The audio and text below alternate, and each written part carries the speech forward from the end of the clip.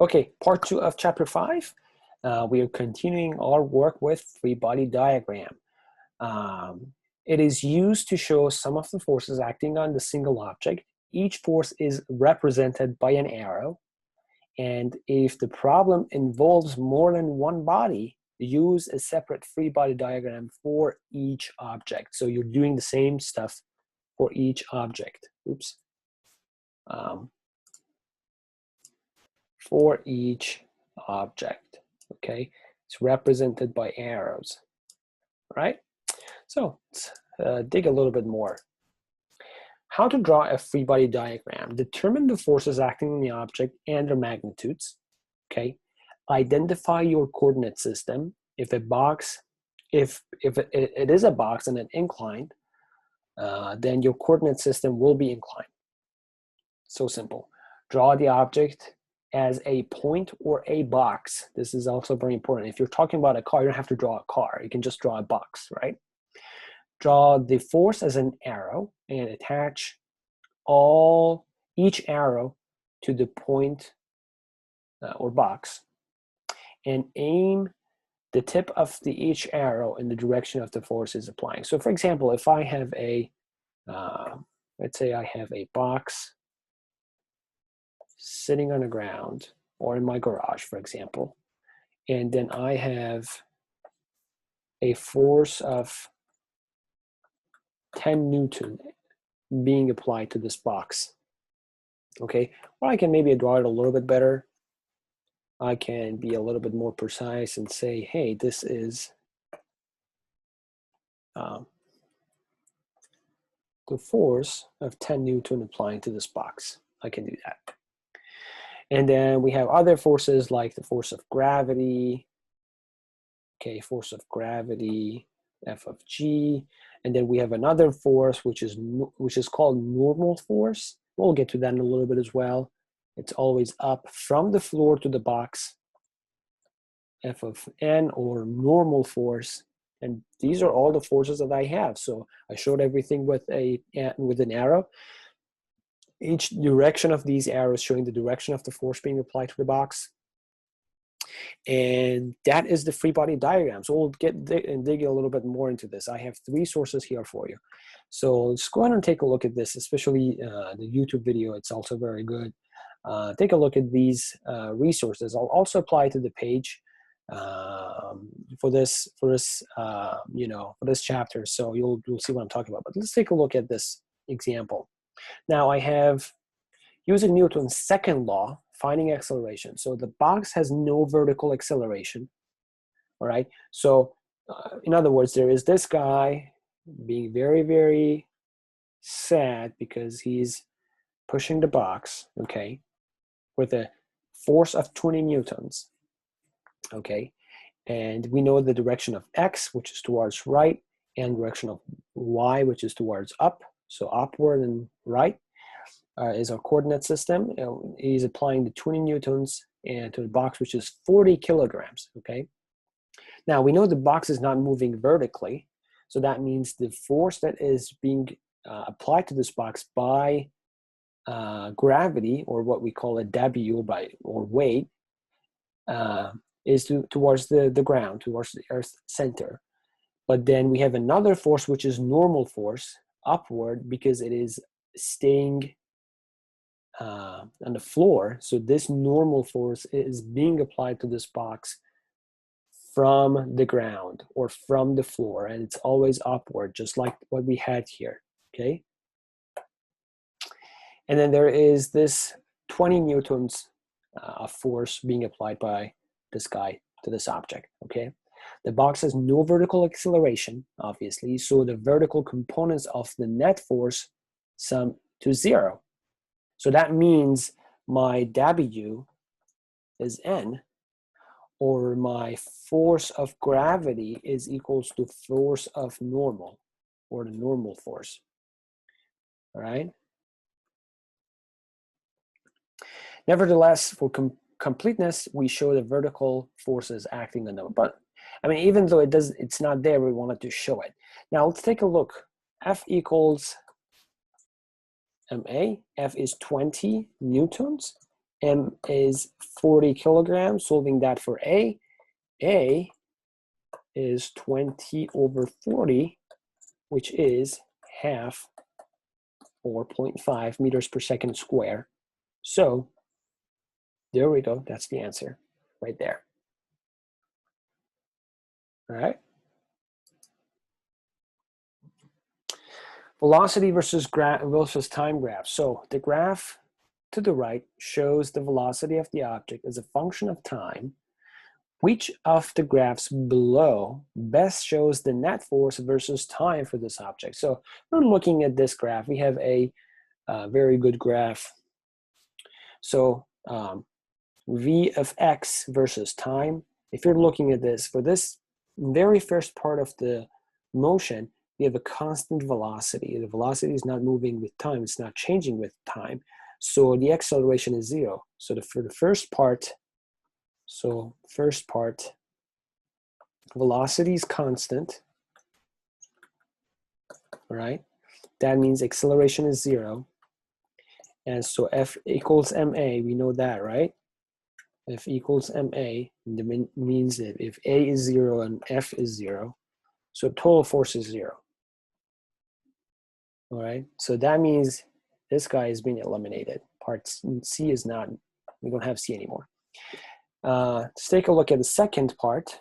Second part, which is this part, if you're looking at my cursor, we have increased in velocity over time, but this increase is a linear increase, okay? It's not, to the power of 2 or, to the power of 3 or something like that. It's not a curve, it is a straight line. So that means the force is being applied to this box or to this object was constant. That's literally what it means, okay? Because the velocity is not changing, velocity is constant based on what I can see from the graph. So the velocity, the force is constant. That is just eliminating which one?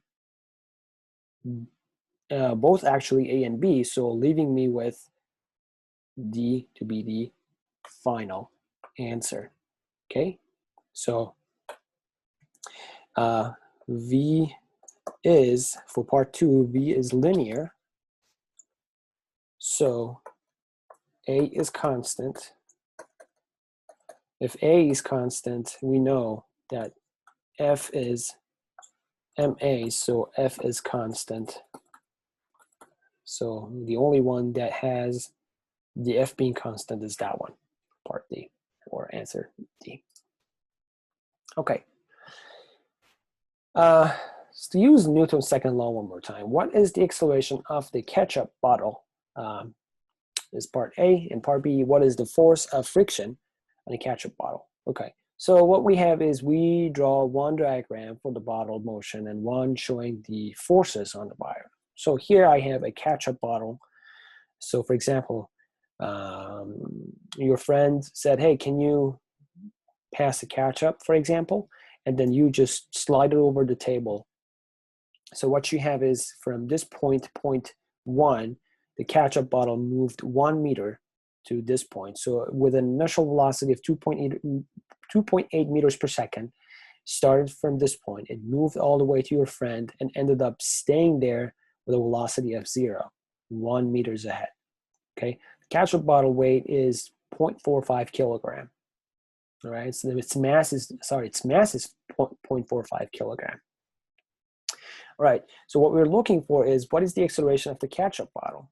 All right, we know that it is losing speed because it started from 2.8 and it's ending up with 0. So we know that it is losing some type of the speed.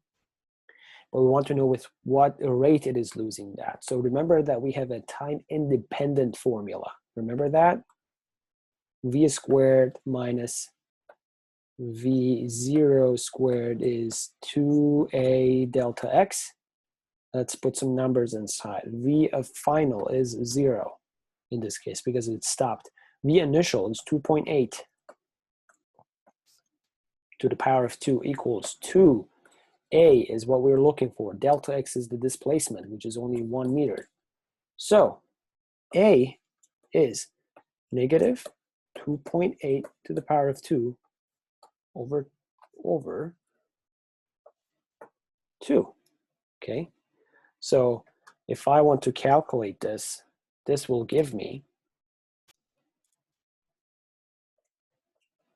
3.92. A is the acceleration, so I know the units is meters per second square. Okay, so that is the acceleration, but be careful, you have to put the negative here. Okay, so what it means is that I have the positive x direction that way, so acceleration is negative, which means the acceleration is in that direction. So that is our direction of A. Okay. Part B is saying, what is the force of friction on a ketchup bottle? So we know that it's stopping because of friction, because if we didn't have friction at all, then the ketchup bottle will move forever. So there has to be some sort of a friction to slow it down. But we want to know what is the force of that friction to slowing it down. So we know the second Newton's law is F of friction equals ma. So F of friction, which we're looking for, is m, which is what? 0.45 kilogram. A, we just found it, negative 3.92. Let's put those in the calculator to see what we can get. So 0.45 times negative 3.92 will give me negative 1.764, and that's in Newton, and it is towards the negative direction. Okay, so this is also the direction of the force of friction. Okay.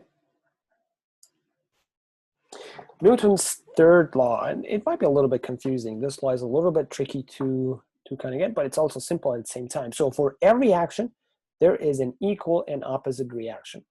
So whenever one object exerts a force on the second object exerts an equal and opposite force on the first object. So if you pull on the rope pulls back, right? Your weight on the floor is contracted by the floor pushing you up. In other words, if I have a box here, or if I have a ball, okay, and force of gravity is pulling it down, but the floor or the normal force is pushing it up, or F of n equals F of g, right? So there are action reactions, and they are pairs, okay? So for every action, there is an equal and opposite reaction. Newton's third law said the pair of forces, action reactions, occur simultaneously at the same time. It's not like you apply the same force and then it'll take 5 minutes to apply the reaction. The reaction will happen. No, they are happening in the same time, and it relates two equal and opposite forces on two different objects. So important. Two different objects, right? This is very important. So it relates to equal and opposite forces on two different objects. So second law concerns how forces acting on a single object causes acceleration. Action, object A exerts a force on the object B, and reaction, object B exerts a force on object A. So for example, if you are this guy, and you are applying a force to a wall, okay, you're happy doing that, for example. So if you are applying 5 newtons, you to wall will apply the same thing to you. So F of wall to you, they are exactly the same, equal. For every action, there is an equal and opposite reaction, and they are applying to two different objects, okay? If you only consider wall, you are applying some force to it. That's it. If you only consider you, the wall is applying force to you. So we have two different objects. They're not the same. That's why you cannot say that they will cancel out, because they are not applying to one object to cancel one another. They are being applied to two objects. Okay. So we have two boxes here, box A, crate A, and B, okay, box A or B. And one of them is light, it's not heavy, box A, and the other one is heavy, and it's box B. You apply a horizontal force F to crate A. There is a friction between the crate and the floor, okay? If the two crates are accelerating to the right, so we know that both of them are moving to the right, so both A and B are moving to the right. A, B, C, or D, which one is correct? Crate A exerts more forces on crate B than B exerts on A. Crate A exerts less force on crate B than B on A. Crate A exerts as much force as crate B as B exerts on A. So answer depends on the details of friction. Now, we also know that Newton's third law is teaching us that for every action, there's a reaction. So for A is applying, let me change the color of my pen, because then that would be much more clear. So I have F of A to B, which is a force that A is applying to B because they are touching one another, they are in contact. And that has a reaction of B applying the same force to A in the opposite direction. So look at C. Crate A exerts as much force on crate B as B exerts on A. And that's our answer, because we believe in Newton's third law. A and B are applying the same type of force to one another, equal but opposite direction. So an object falling downward pull up on the earth. This upward force on the earth is equal to the downward force of the object. Okay? When you fire a gun recoil, right? This is because the bullet and the gun form an action-reaction, type of thing.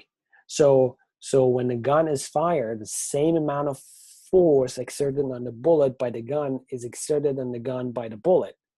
Okay, so they're action-reaction. If the gun is applying force to the bullet will apply the same type of force, equal but in the opposite direction to the gun. So if that's the case, then why does the gun only recoil and not fly off just like a bullet? Okay, in fact, it might happen for a lot of people shooting the gun, but remember that it is being applied to two different objects, okay, and they are equal, in two different directions, and you are holding the gun, so you are gaining that force, and you are holding the gun. So if every force has a reaction force, how do we get acceleration? So it's important to remember that the second law, and when we add forces, we only add forces acting on the object. We don't include forces object produces. Okay, in other words, all of the internal forces will always cancel out. If I want to find the acceleration for this problem, I know that FA to B and FB to A are internal forces. They are action-reaction pairs, and they will cancel out. They are equal in opposite direction. So when I overall consider this, there is I should consider it as if I only have one box here, because FAB and FBA will cancel out because they are all internal forces. Or, in other words, these are the forces that the object produces. We don't include forces the object produces. Okay, a body pushes a box across the floor. A boy pushes a box across the floor with a force of 10 newtons. What is the force on the box? 10 newton, right? So you have that in mind, please. Let's take a look at the third law. A woman pulls on a 6 kilogram crate, which is in turn is connected to a 4 kilogram crate by a light rope. The light rope remains tight. So if the two crates are accelerating to the right, so we have both these two boxes, one is 6 kilogram and the other one is 4 kilogram, they're both going to the right. Okay, the 6 kilogram crate exerts more force on the 4 kilogram crate? No, we know. I don't think so. The 6 kilogram crate exerts less force on the 4? No. The 6 kilogram crate exerts as much force on the 4 kilogram crate as the 4 kilogram crate exerts on the 6 kilogram. So in other words, if this 6 kilogram is applying some force to this 4 kilogram, F of 6 kilogram to 4 kilogram, we'll have another force of 4 kilogram to 6 kilogram. Okay, and we know that they are the same action-reaction pair. F of 64 equals to F of 46. They are action-reactions and they are the same. Okay?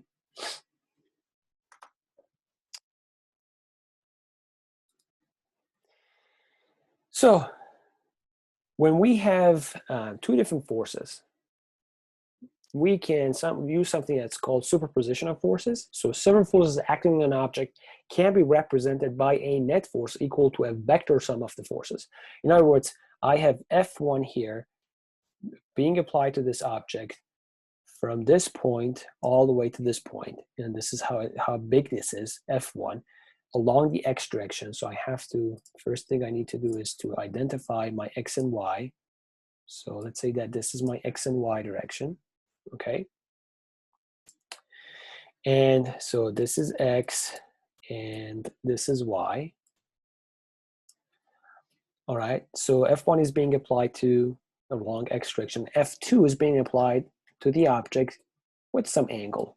Let's say an angle of theta. Okay, I can use the vector addition formulas that we learned on chapter 3 to add vector 1 and 2, or F1 and F2, and represent only one vector, or vector R, instead. Okay, so I can do that. And you know how you have to sum up F1 and F2. If you don't remember, let me very quickly go over it. So F1 plus F2, or R, if you remember, was F1 squared plus F2 squared plus 2F1 F2 cosine theta. That's what it was. So you can easily find the R and apply that to the box instead of having F1 and F2. Okay, so adding forces. First, that's one way of doing it, by the way. Okay, so let's take a look at this. First, decompose the forces vectors into components. Choose two axes that are perpendicular to each other. So these axes don't have to be normal x and y axes, but typically choose one axis to the direction of the motion or acceleration. In other words, let's take a look at this. So I am applying force F to this box, okay? That force F has a component of F sub x and F sub y. So this F has a component along x direction, as a component along y direction, okay? So rather than just showing F like that, I can just use their components and show it that way. So I can get rid of this F and I can show it as a force being applied along x direction, F of x, and a force being applied along y direction as F of y. So rather than just showing F here, I can just show its components, F of x and F of y, okay? Now, from previous chapter, we know how to find F of x and F of y. F of x is F cosine theta, that's the theta right there, okay? And F of y is F sine theta. So I can use these two and get rid of F I mean, we don't need it anymore. I can just use F of x and F of y. One along x direction, one along y direction. okay?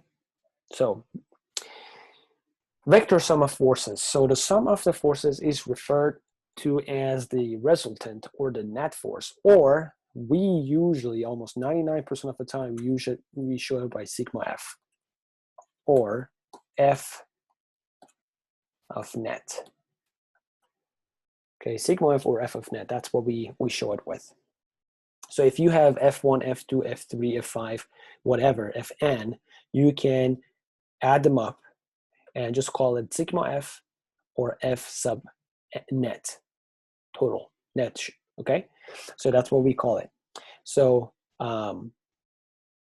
F1, for example, has a component of F1x, F2 has a component F2x, and they both have components along y, so F1y and F2y.